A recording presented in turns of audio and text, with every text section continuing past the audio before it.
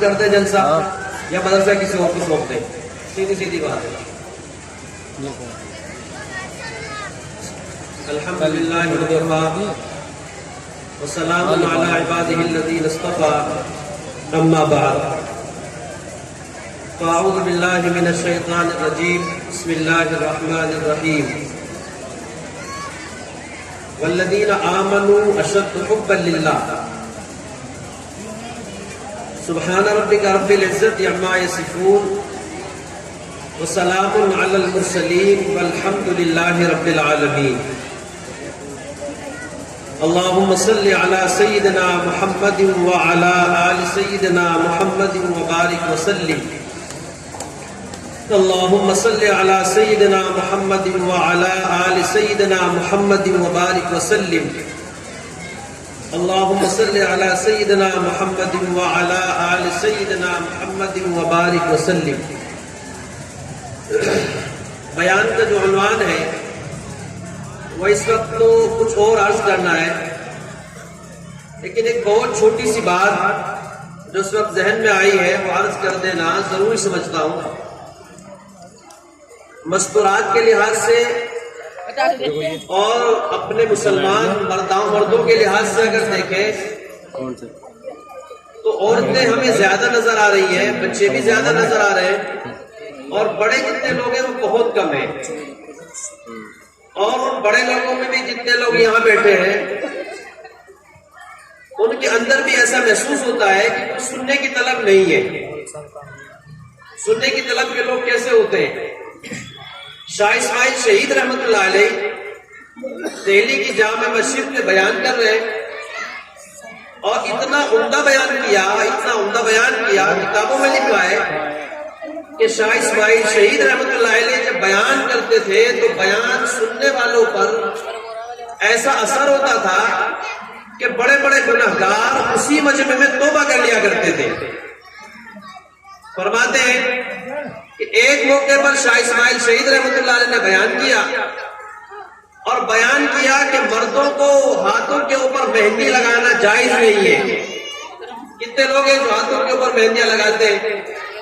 خاص طور سے دلہا حضرات وہ مہندی لگاتے ہیں ہاتھ کے اوپر. تو شاہ اسماعیل شہید رحمت اللہ علیہ نے بیان کیا، اسی مجمع میں ایک آدمی کھڑا ہوا اور اس نے اپنے ہاتھوں کو دھونا شروع کیا. دھوتا رہا. ظاہر بات ہے کہ مہندی ہاتھوں کے دھلنے سے تو ختم نہیں ہو سکتی. وہ مسجد کے باہر نکل گیا اور باہر نکلنے کے بعد جہاں وضو خانہ بنا ہوا تھا اس نے اپنے ہاتھوں کو اس پر رگڑنا شروع کیا. فرماتے ہیں کہ ہاتھوں کو اتنا رگڑا کہ ہاتھوں کے اندر سے خون نکل گیا. شاہ اسماعیل شہید رحمت اللہ علیہ نے اندر سے آواز لگا کے فرمایا کہ یقیناً تمہارے اندر یہ بات پیدا ہوئی ہے، گناہ سے توبہ طائب ہونے کا پکا ارادہ تم نے کر لیا ہے، اللہ تعالیٰ نے تمہاری توبہ کو قبول کر لیا. وہ آدمی توبہ طائب ہو گیا. توبہ طائب ہو جانے کے بعد نماز جمعہ ہوئی اور نماز جمعہ ہونے کے بعد لوگ نکل کے چلے گئے. ایک آدمی آیا، شاہ اسماعیل شہید رحمت اللہ علیہ نماز پڑھ کے مسجد جامع سے باہر نکل رہے تھے، سیڑھیوں کے ذریعے نیچے اتر رہے تھے. تو ایک آدمی آیا اور اس آدمی نے کہا کہ حضرت میں نے سنا ہے کہ آج آپ نے بہت عمدہ بیان کیا ہے، بہت اچھا بیان کیا ہے، ہمیں بہت اچھا لگا ہے، لیکن چونکہ میں کسی مجبوری کی وجہ سے اس بیان میں شریک نہیں ہو سکا، میں دوبارہ سے پھر وہ بیان سننا چاہتا ہوں. شاہ اسماعیل شہید رحمت اللہ علیہ نے بعینہ ہی وہی بیان جامع مسجد کی سیڑھیوں کے اوپر کھڑے ہو کر دوبارہ سے کر دیا. اب اندازہ فرمائیے کہ وہ بیان کا سننے والا کیسا سچا آدمی تھا کہ شاہ اسماعیل شہید رحمت اللہ علیہ نے اس کے کہنے کے مطابق دوبارہ سے پھر اسی بیان کو سنایا اور اس کا یہ اثر ہوا. ظاہر بات ہے کہ سنانے والا اپنی بات کو سناتا ہے لیکن بعض مرتبہ وہ کہنا کچھ چاہتا ہے اور اللہ تعالیٰ کی طرف سے سامعین اور سننے والوں کی توجہات کی بنا پر کچھ اور کہلوا دیتے ہیں. تو سننے والے مجمع میں چاہے چند ہی ہو صحیح آدمی تو اللہ تعالیٰ اس مجمع کو کامیاب کر دیتے ہیں، اور مجمع تو ہزاروں کا ہو، سننے والے ادب کے اعتبار سے لحاظ سے کوئی نہ ہو تو سنانے کا کوئی فائدہ نہیں ہوتا. بہت سارے لوگ ہوتے ہیں کہ جو ایسے عمدہ انداز میں بیان کرتے ہیں، چاہے ان کے سامنے 2 بیٹھے ہو 4 بیٹھے ہو بس وہ بولتے رہیں گے. بھئی ہمارا ایسا مزاج نہیں ہے. ہمارا مزاج تو یہ ہے سننے والوں کے اندر اشتیاق ہے، سننے والوں کے اندر توجہ ہے تو بہت اچھا، آپ بات کو سنیے، اور اگر نہیں ہے تو کوئی بات نہیں ہے، کوئی گاجر مولی نہیں ہے کہ بابر سبزی والا سب کے مکان کے سامنے پہ گزرے گا اور اس کے ٹھیلے کے اندر جو رکھا ہوا وہ بولتا چلا جائے گا۔ ایسے مزاج پیدا نہ کریں۔ صرف 5 سال کا زمانہ ہو گیا آپ لوگوں کو، کچھ تبدیلی تو دکھاؤ کر کے کہ ہاں واقعی ہمارے اندر ہی تبدیلی ہوئی ہے۔ جلسہ ہے، سالانہ ہے، آپ کے مدرسے کا ہے، کوئی بھی آپ سے معلوم کرے پوچھے بھائی مدرسہ کس کا ہے؟ ہمارا۔ یہ مسجد کس کی بن رہی؟ ہماری۔ جلسے میں کون آئے گا؟ کون آئے گا بتاؤ؟ میں بات کر رہا ہوں آپ لوگوں سے، کون آئے گا جلسے میں؟ آپ نے یہ تبدیلی پیدا کرو اور سمجھے اور سوچے، سال بھر میں چند گھنٹے ہم اپنے مدرسے کے لیے خالی نہیں کر سکتے تو پھر آپ نے کیا فائدہ ہوگا؟ اس سے بہتر تو یہ ہے کہ یہ کہہ دیا جائے کہ جلسہ ہمیں اچھا نہیں لگتا، بس جلسہ نہ کیا کرو، بہت اچھا بھائی، ختم ہو جائے گا۔ جزاک اللہ، آپ لوگوں کو آپ کی مشغولیاں مبارک ہو اور ہمیں بھی اپنی مشغولیاں مبارک ہو۔ تو جتنے لوگ آپ بیٹھے ہوئے اطمینان کے ساتھ بیٹھے، سنجیدگی کے ساتھ بیٹھے اور بات کو سنیں۔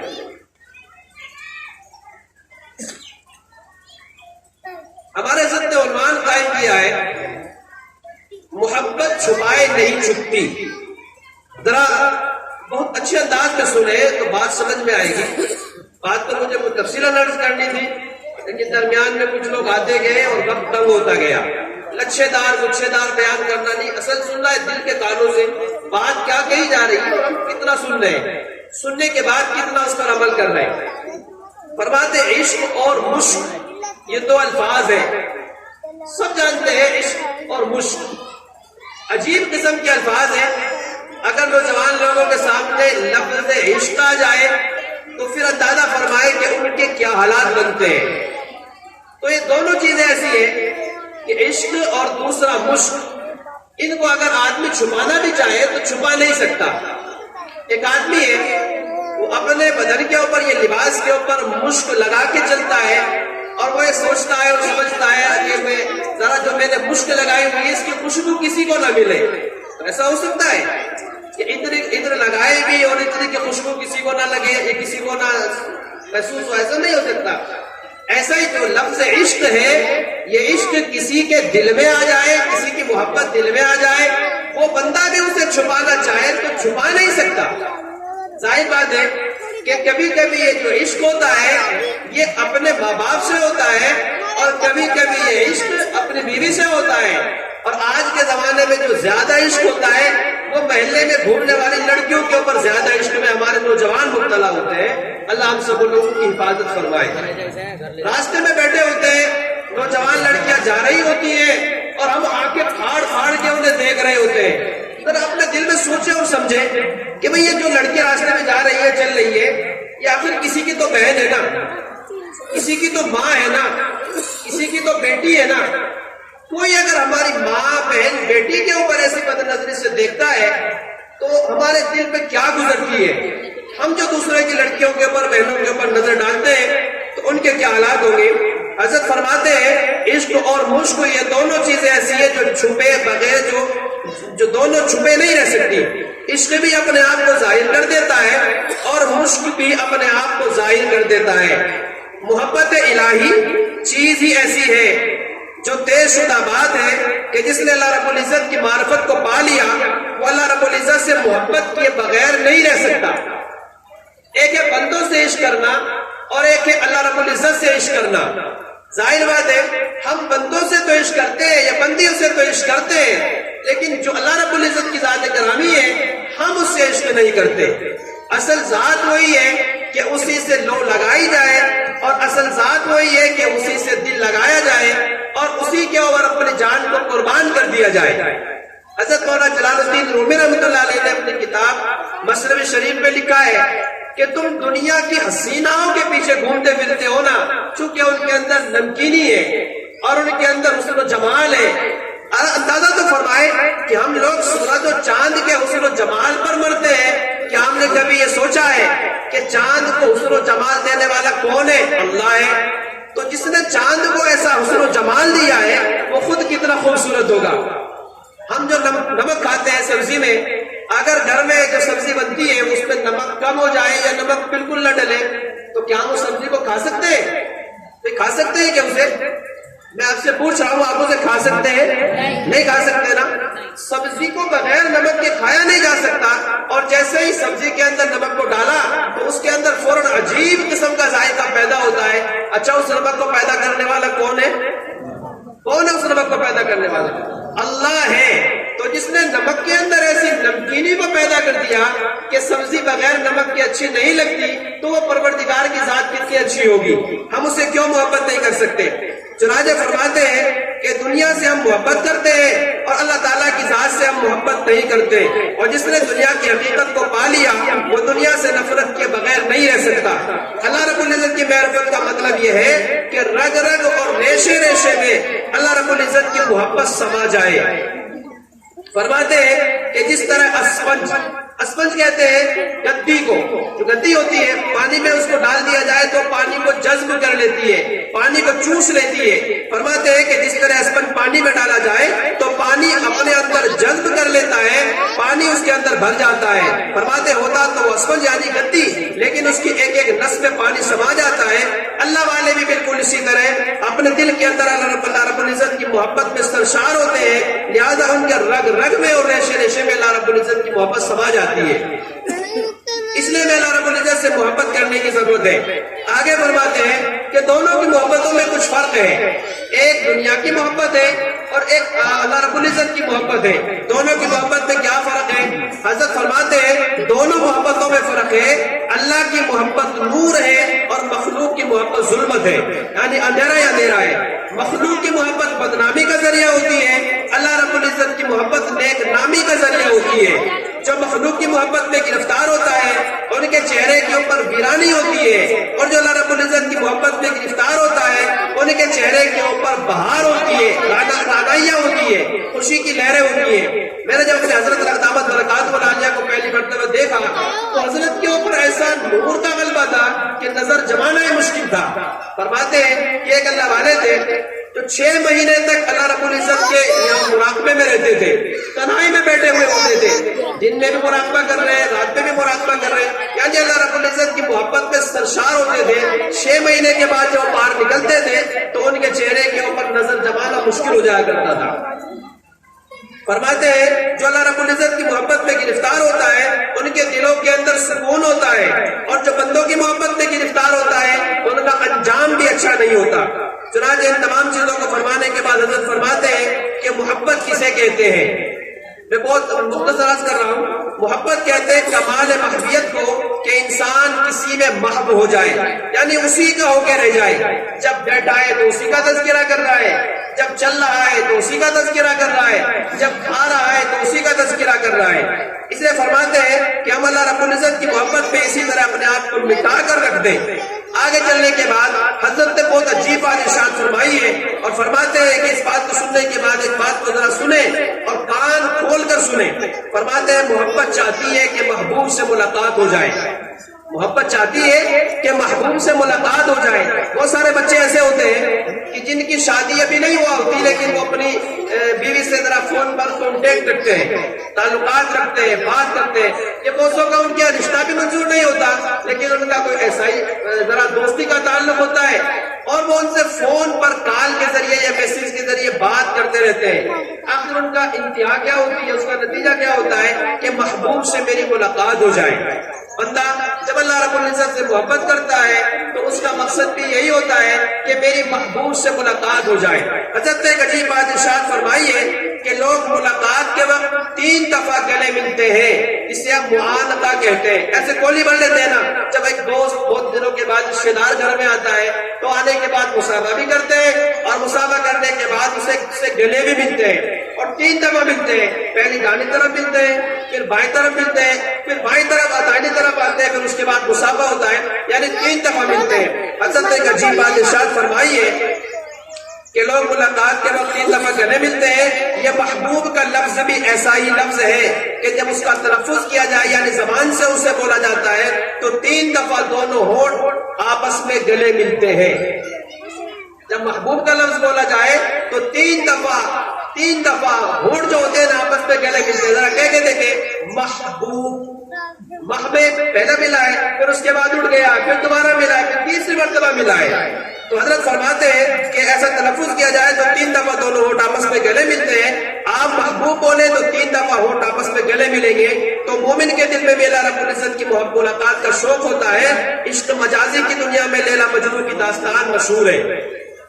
ایک عشق مجازی ہوتا ہے، عشق حقیقی ہوتا ہے.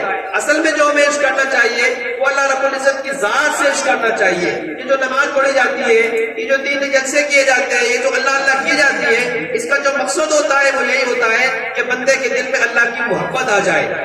ہم جو اس وقت یہاں بیٹھے ہوئے ہیں تو ہمارا مقصد بھی یہی ہے کہ ہم اللہ رب العزت سے محبت کرنے والے بن جائیں. چنانچہ لیلا اور مجنون کے واقعات بہت ساری چیزوں میں کتابوں میں ہم نے پڑھے، اپنے قابلین سے سنے. اور آج کل تو موبائل کا زمانہ ہے، ہر بندہ موبائل پہ دیکھتا ہے لیلا مجنون کے کیا کیا واقعات ہیں. کتابوں میں بڑی تفصیل سے ہمارے قابلین نے ان کے بارے میں لکھے ہیں. حضرت نے اس کو بھی تفصیل سے بیان کیا ہے. فرماتے ہیں کہ ایک مرتبہ کا واقعہ ہے. لیلا کے جو معنی آتے ہیں عربی میں وہ رات کے آتے ہیں. لیل عربی میں لیل کے معنی رات کے آتے ہیں. اور رات کو رات اس لیے کہتے ہیں کہ وہ کالی ہوتی ہے. لیلا کو بھی جو رات کہا جاتا ہے وہ اس لیے کہتے ہیں کہ وہ کالی کلوٹی تھی. اب یہ تو دل کی بات ہے، وہ کبھی کبھی حسیناؤں پہ آتا ہے اور کبھی کبھی وہ کالی کلوٹی پہ بھی آ جاتا ہے. تو اپنے دل کا مسئلہ ہے. تو لیلا جو تھی نا وہ کالی کلوٹی تھی اور مجنون جو تھا بہت خوبصورت تھا. اب مجنون کا جو دل ہے وہ لیلا کے اوپر آ گیا. حضرت اس تفصیل کو ارشاد فرمانے کے بعد کہتے ہیں کہ لیلا عقل مند تھی اور اسی طرح دانا تھی، بہت ہوشیار تھی. تو اس سے مجنون کو محبت ہو گئی. اور لیلا کا نام اس لیے رکھا گیا کہ وہ رات کی طرح کالی تھی. ماں باپ نے اس کے لیے اس کا نام لیلا رکھ دیا تھا. آگے فرماتے ہیں کہ لیلا نے جب کہا کہ خاموش رہو اس لیے کہ تیرے پاس مجنون کی آنکھیں نہیں ہیں، مجنون کی نگاہیں نہیں ہیں. ایک تفصیل طرح واقعہ ہے، میں اس کو بہت سمیٹنا ہوں اور آگے چلنے کے بعد کوشش کر رہا ہوں. فرماتے ہیں کہ جب لیلا اور مجنون ان دونوں کی محبتوں کے اندر بہت زیادہ آگے بڑھی بات اور لوگوں کے درمیان مجنون بہت مشہور ہو گیا اور بدنام زمانہ ہو گیا، تو مجنون کے والد نے ایک مرتبہ مجنون سے کہا کہ بھئی ذرا تم نے ہمیں بہت بدنام کر دیا ہے اور ہر جگہ تم لیلا کے تذکرے کرتے ہو، لیلا کے ساتھ محبت کی باتیں کرتے ہو، لہٰذا تم ایسا مت کرو اور تم میرے ساتھ چلو، میں تمہیں خانہ کعبہ لے کے چلتا ہوں. وہ خانہ کعبہ لے کے چلا اور خانہ کعبہ میں لے جانے کے بعد اس نے کہا کہ تم ذرا لیلا کی جو محبت میں گرفتار ہو گئے ہو اسے اللہ تعالیٰ سے دعا کرو کہ وہ لیلا کی محبت تمہارے دل کے اندر سے اللہ نکال دے. چنانچہ کہتے ہیں کہ اس کے والد نے ایک مرتبہ پکڑ کے اسے بیت اللہ لے گیا اور لے جانے کے بعد کہا کہ ہمارے درمیان بہت بدنامی ہو گئی ہے، آج میں تجھے چھوڑوں گا نہیں جب تک کہ تم سچی توبہ نہیں کر لے گا. چنانچہ وہ خانہ کعبہ میں گیا اور خانہ کعبہ میں جانے کے بعد کہا کہ تم اللہ تعالیٰ سے توبہ کرو. اور توبہ میں کیا کہا؟ یہ کرو تم من کل المعاصی. چنانچہ مجنون نے کہا میں نے تمام گناہوں سے توبہ کی ہے. اور اس کے بعد آگے چلنے کے بعد اس نے کہا لیکن حب لیلا لا تو، اے میرے والد کے ہر گناہ سے تو توبہ کرنے کے لیے تیار ہوں لیکن لیلا کی محبت سے توبہ کرنے کو تیار نہیں ہوں. کہاں کہہ رہا ہے وہ یہ بات؟ خانہ کعبہ کے درمیان کہہ رہا ہے. فرماتے ہیں اس کے والد نے ناراض ہو کر کہا کہ تم کیا کہہ رہا ہے؟ جب وہ بہت ناراض ہوا تو ناراض ہونے کے بعد اس نے مجبور ہو کر کے پھر ایک دعا اللہ تعالیٰ سے کی اور یہ کہا الہی لا تسلمنی حبھا ابدا، یا اللہ اس کی محبت میرے دل سے کبھی نہ نکالنا. اور آگے فرمایا اللہ اس بندے پر رحم کرے جو اس دعا پر آمین کہہ دے. بہرحال کہنے کا مقصد یہ ہے کہ کبھی کبھی اللہ تعالیٰ دنیا میں اس طرح کے واقعات رونما کرتے ہیں کہ ایک بندے کو ایک بندی سے اتنی محبت ہے تو پھر بندے کو اللہ تعالیٰ سے کتنی محبت ہونی چاہیے. ظاہر بات ہے کہ دنیا کے اندر جو واقعات ہوتے ہیں یہ عبرت کے لیے ہوتے ہیں. چنانچہ ان تمام چیزوں کو فرمانے کے بعد حضرت نے آگے چلنے کے بعد فرمایا کہ عشق لیلا اصل نہیں ہے، عشق مولا اصل ہے. ہمیں اپنا دل اللہ تعالیٰ سے لگانا چاہیے اور اللہ تعالیٰ سے جوڑنا چاہیے. بہرحال عرض کرنے کا مقصد یہ ہے کہ جو دین جلسہ ہوتا ہے، دین اجلاس ہوتا ہے، اس اجلاس کو آپ لوگ کامیاب بنائے کریں. میرا جو مقصد تھا کہنے کا وہ یہ تھا کہ ہمارے دل میں اگر اللہ تعالیٰ کی محبت ہوتی تو ہمارا یہ اجلاس بھی کامیاب ہوتا اور ہم ان تمام باتوں کو بغور بھی سنتے. لہذا پچھلی مرتبہ میں نے یہ بات آپ لوگوں سے کہی تھی کہ آپ ذرا اپنے آپ کو بدلنے کی کوشش کریں، اپنے آپ کو بدلنے کی کوشش کریں. جب تک ہم اپنے آپ کو بدلنے کی کوشش کریں کچھ ہونے والا نہیں. کتنی بڑی جگہ ہے یہ بالکل خالی پڑی ہوئی ہے. اس لیے آئندہ ایسا فضا اور ایسے ماحول نہ بنائے اور اپنے جلسے کو کامیاب کیا کریں. اگر کامیاب کرنا کہہ رہے ہوتے تو صاف طریقے سے کہتے ہیں جلسہ نہیں کرنا. پھر سوال پیدا ہوگا کہ مدرسہ کیسے چلے گا؟ مدرسہ تو اللہ تعالیٰ چلائیں گے، کہاں سے چلائیں گے، کیسے نظام ہوگا؟ نہیں ہوگا. پورے سال لوگوں نہ تقریباً کسی بھی آدمی سے اس سلسلے میں تقاضا نہیں کیا گیا. اللہ تعالیٰ نے پورا نظام چلایا، وہ چلائیں گے. اور بہت سے لوگ ہوتے ہیں جو دینا چاہتے ہیں لیکن وہ دے نہیں پاتے. دراصل بات یہ ہے کہ اللہ تعالیٰ نے ان کے مال کو قبول ہی نہیں کیا. 5 والا مسئلہ تھا آپ کے یہاں، ہم نے اس کو بھی ختم کر دیا. کوئی بات نہیں بھائی، بات بھی تمہیں مبارک ہو. اس کے بعد میں جلسے کے موقع پر بہت ساری جگہوں پر لوگ پہلے تشکیل کرتے ہیں، لیکن ہم نے اس کو بھی ختم کر دیا کہ جس کو دینا ہوگا وہ آگے خود دے دے گا، نہیں دینا ہوگا تو وہ جانے اس کا معاملہ. زکوٰۃ اس پر فرض ہے، یا 40 کو اس پر فرض ہے، یا مدرسہ اس کا ہے، اس کی ذمہ داری کو دیتا ہے تو دے اور نہیں دیتا ہے تو نہ دے. اس کو بھی ختم کر دیا. آگے جو نظام ہے اللہ تعالیٰ چلائیں گے، کس طرح چلے گا وہ آپ لوگ جانیں گے، اور اس کا ہمارے سے آگے کوئی تعلق نہیں ہے. تو کیا یہ چیزیں جو میں کہہ رہا ہوں صحیح ہے یا غلط ہے؟ صحیح ہونی چاہیے. چھوٹے چھوٹے بچے لوگ بیٹھے ہیں، بتائیے کیا اندازہ ہے. اور یعنی 45-50 سال کے درمیان ہمارے اس مدرسے کو ہو گئے ہیں اور ہمارا مدرسہ اتنا ہی ترقی کیا. اب ہم کبھی سوچتے ہیں کہ بھائی 5ویں تک کی مانیتا لے لیں، کبھی سوچتے ہیں کہ 8ویں تک کی لے لیں. کیسے لے لیں اس کو، کیسے بڑھائیں اس کو، کیسے آگے چلائیں اس کو، کچھ نہیں سمجھا جا سکتا. جب تک آپ لوگوں کی سچی طلب اور سچی طلب نہیں ہو پائے گی ہم لوگ کام نہیں کر سکتے. سچی طلب پیدا کیجیے اور سچی طلب کو آگے بڑھائیے تو ہمیں اندازہ ہوگا کہ ہاں واقعی آپ لوگ تیار ہیں، تو پھر ہم لوگ بھی تیار ہوں گے کام کرنے کے.